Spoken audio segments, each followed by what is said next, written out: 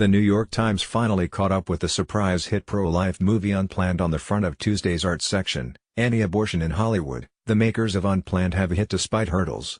Reggie Ugwu reported from a screening at a theater in a New Jersey suburb under the headline "With Unplanned, abortion opponents turn toward Hollywood." It was a rare packed house for a weeknight in the suburbs, and when the movie was over, the sold-out crowd of about 100 last Wednesday spilled haltingly into the light. A gaggle of nuns in their habits, at least one collared priest, wore their dispositions on their sleeves. Others communicated in muted gestures, dabbed at tears, or lingered for long stretches in the popcorn-strewn vestibule at the AMC multiplex here, as if still processing the deliberately provocative movie they had just seen. Since March 29, similar scenes have played out across the country as faith-based groups and many others have gathered en masse to see Unplanned, a new movie that paints a scathing portrait of abortion rights in general, and Planned Parenthood in particular. Pro-abortion labeling aside, give Ugwu credit for dutifully documenting the obstacles set up by the liberal entertainment industry and social media imbos.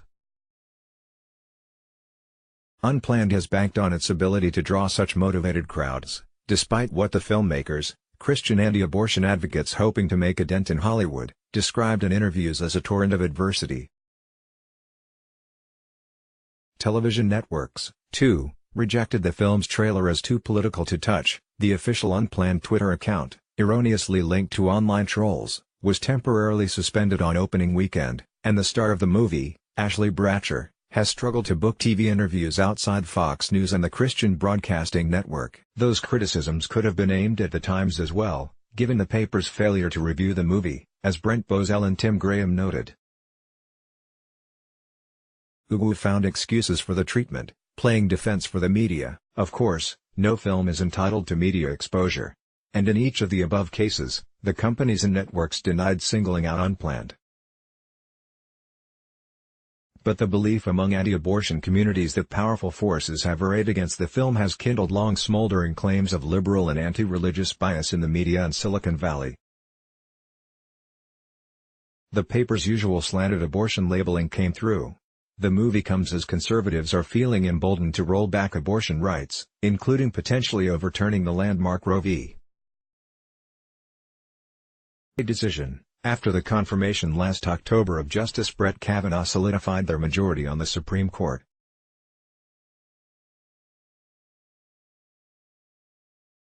The filmmakers said they want the same treatment as that given to films favored by the abortion rights movement, such as RBG, the CNN Films documentary about Justice Ruth Bader Ginsburg. Conselman also referenced an announced film that will star Sandra Bullock as the former Texas State Senator Wendy Davis, who has campaigned against restrictions on abortion rights. RBG is a good comparison, given that the Times surrounded that hit documentary on Ginsburg, the former ACLU lawyer turned abortion rights defending Supreme Court justice, by issuing gush from every direction, from the film review to Melina Ryzyk's nauseating, ninja Supreme Court Justice, Ruth Bader Ginsburg has fun with fame. And the silly notorious RBG meme still flashes subliminally within every section of the paper. While the paper's gushing RBG film coverage doesn't quote Ginsburg critics, the pro-abortion side was called in to offer a rebuttal to Unplanned. Unplanned is based on the memoir of the same name by Abby Johnson, a former director of a Planned Parenthood clinic in Bryan, Texas, who became a celebrity of the anti-abortion movement after what she said was a crisis of conscience. The film dramatizes her conversion narrative and includes 3 unflinching portrayals of abortions, the first and most explicit of which occurs in the first 10 minutes. Reports in Texas Monthly and Salon have raised questions about the details of Johnson's story, and Planned Parenthood said in a statement that the movie adaptation promotes many falsehoods. In that first scene, teased in the trailer and on posters as the moment that changed everything, Abby, played by Bratcher, witnesses an ultrasound-guided termination of a pregnancy at 13 weeks. The ultrasound, as depicted on screen, shows a fetus with a discernible head, torso and limbs frantically squirming away from a doctor's probe, an action that Abby later describes as twisting and fighting for its life, before being liquefied by suction. Given a description of this scene, Jennifer Villavicencio, a fellow with the nonpartisan American College of Obstetricians and Gynecologists who performs ultrasound-guided abortions but has not seen the film, said that while an ultrasound of a 13-week-old fetus may show a visible head and body, the notion that it would be fighting for its life is misleading.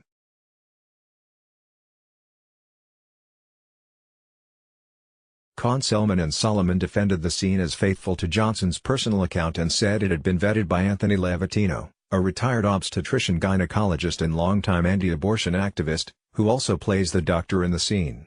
Bias by omission, double standards labeling abortion movies. New York Times. Planned Parenthood,